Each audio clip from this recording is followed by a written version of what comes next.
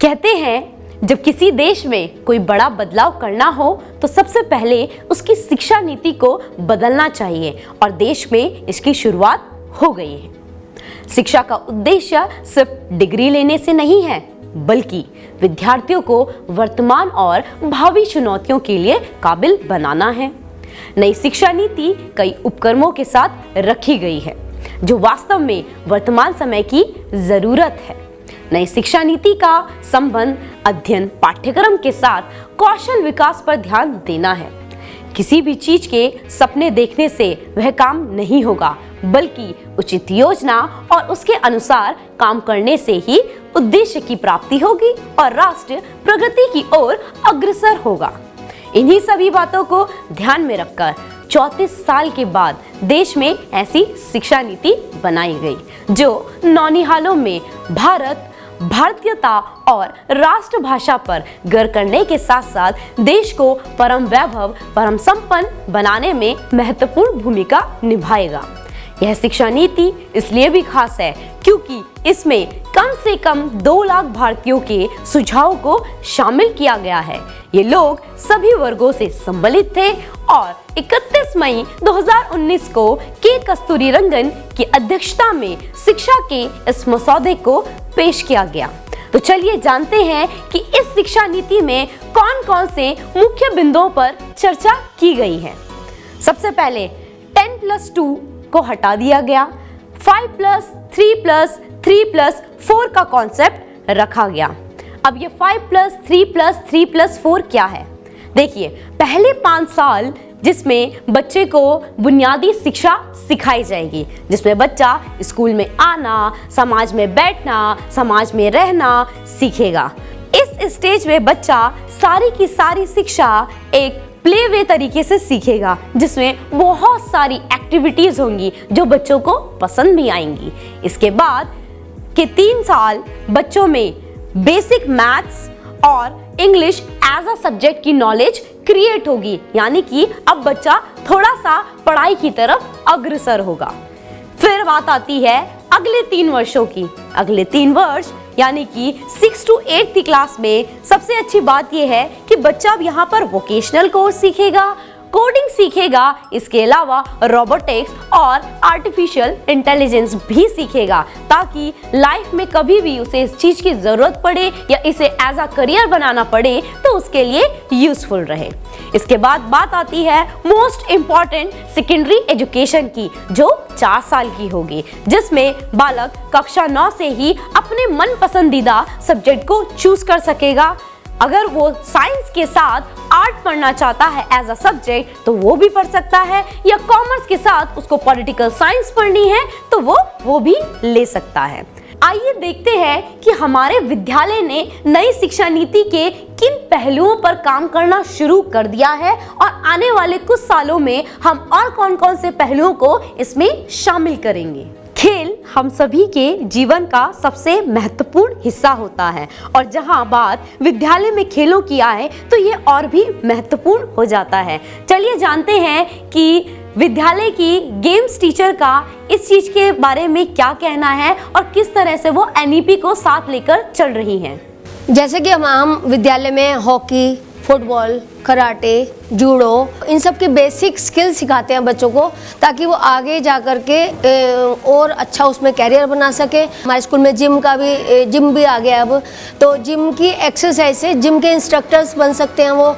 इन सभी के लिए हम बच्चों को बेसिक रूप से तैयार कर रहे हैं। अब बात करते हैं अटल टिंकरिंग लैब के बारे में, जिसकी शुरुआत हमारे स्कूल में इसी साल से हुई है। हम सभी को पता है कि आज का टाइम जो है वो साइंस और टेक्नोलॉजी का टाइम है। तो चलिए देखते हैं कि अटल टिंकरिंग लैब से रिलेटेड टीचर का इसके बारे में क्या कहना है और किस तरह से ये बच्चों के लिए यूजफुल हो सकता है। नॉर्मली क्या होता है कि हम इंडस्ट्री और स्कूल लेवल या कॉलेज लेवल को मैच नहीं कर पाते उनकी स्टडी को, बट इस स्टेप आप जो इस इनोवेटिव या क्रिएटिव इस तरीके का जो टेक्नोलॉजी नया प्लेटफॉर्म क्रिएट कर रहा है, उससे क्या होगा, जो गैप हमारे बीच में बन रहा था इंडस्ट्री और स्कूल के बीच में, वो एक प्लेटफॉर्म में आ जाएगा। उससे क्या होगा, बच्चों को हमें ज़्यादा सिखाना नहीं पड़ेगा, हम उन्हें यहीं से ट्रेन करके भेज रहे हैं। टेक्नोलॉजी से रिलेटेड कुछ ना कुछ पहले से इंफॉर्मेशन रहेगी। साथ ही साथ जब वो इंडस्ट्री में जाते हैं तो उन्हें हमें वहाँ स्टार्टिंग से फिर से सिखाना पड़ता है। बट जब वो स्कूल से ही ये सारी चीज़ें टेक्नोलॉजी से रिलेटेड सीख के चलेंगे तो हम उन्हें वहाँ पे हमें सिखाना नहीं पड़ेगा, वो बहुत कुछ फैमिलियर होंगे अपने टेक्नोलॉजी से रिलेटेड। युगों से भारत अपनी परंपराओं और समृद्ध संस्कृति के लिए जाना जाता है। संगीत भारत की संस्कृति का ही एक महत्वपूर्ण हिस्सा है और हमारा विद्यालय संगीत के प्रति हमेशा से ही अग्रसर रहा है और एनईपी ने तो इसे एक नया मोड़ दे दिया है। नई शिक्षा नीति के आने के बाद हम लोगों ने इस विषय को अपने बिल्कुल लो स्टैंडर्ड से, जो सबसे नीचे क्लास है, वहीं से शुरू किया है कि बच्चे का अभ्यास प्रॉपर यहीं से शुरू हो जाए और जब वो 12वीं करके बच्चा बाहर निकले तो उसे ये इतने साल जो बच्चा पीछे हो रहा है वो ना रहे और वो आगे व्यावसायिक युग में अपने को इस फील्ड में भी स्टेबल कर सके। आज विश्व बदल रहा है। तकनीकी के इस दौर में हर एक चीज आर्टिफिशियल इंटेलिजेंस की तरफ बढ़ती जा रही है, जिसके लिए हमारे स्कूल में भी बच्चों को कोडिंग के प्रति जागरूक किया जा रहा है। Coding is one of the important tool right now. पूरे वर्ल्ड में हम जितनी भी मशीनरी यूज़ करते हैं, all machines are design by coding. और अगर हम अपने बच्चे को कोडिंग में एनहेंस करेंगे, डेवलप करेंगे, तो हम सबको ये बात पता है कि हमारे बच्चे आने वाले इन्वायरमेंट के साथ मैचअप कर पाएंगे। सारी ऐसी मशीन्स हैं, बहुत सारी ऐसी कार्स हैं जो एआई पे डिज़ाइन होने वाली हैं। उसके लिए हमें अपने बच्चों को प्रोग्रामिंग के लिए टेक्निकली तैयार करना होगा।